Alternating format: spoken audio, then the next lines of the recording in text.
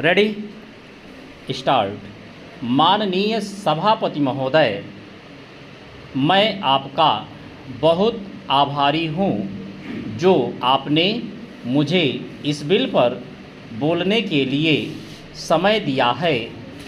यह जो बिल सहकारिता समिति को एक समिति में भेजने का निश्चय किया गया है, जिस पर कल से बहस हो रही है, उस पर मैं आपके आदेश से कुछ कहना चाहता हूँ। श्रीमान, इस बिल को देखा जाए तो यह समझ में आता है कि यह कोई नया बिल नहीं है, बल्कि जो सन 1912 का कानून है उसी की लाइन पर बनाया गया है और कोई नई बात नहीं रखी गई है। चेंज। श्रीमान, इसमें सहकारी खेती की बात रखी गई है। अगर यह कहा जाए कि यह कोई नई बात नहीं है तो गलत नहीं होगा। जहाँ तक सहकारी खेती का संबंध है तो उसकी तरफ जनता का और विशेषकर किसानों का बिल्कुल कोई झुकाव नहीं है और उनका झुकाव ना होने के कारण उन्होंने उसे उस सीमा तक नहीं अपनाया जितनी सरकार को आशा थी। श्रीमान, आपको मालूम है कि नागपुर कांग्रेस में यह प्रस्ताव पास हुआ है कि सहकारी खेती कराई जाए। पूरे देश में इस समय इसका जोर चल रहा है और इसको लाने के लिए नामालूम इसके कितने रूप रखे गए हैं। यह कहा गया है कि इसके अंदर कोई जोर नहीं है।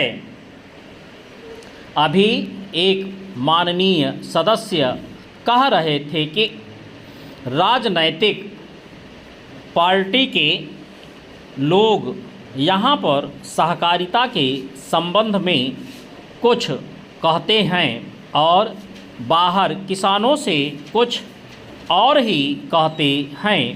वे किसी से यह भी कहते हैं कि तुम्हारी ज़मीन छिन जाएगी। मैं यह निवेदन करना चाहता हूँ कि यह जो कहा गया है और किसानों के अंदर जो भावना पैदा होती है वह इस बिल से साफ स्पष्ट होती है कि वह गलत भावना नहीं है।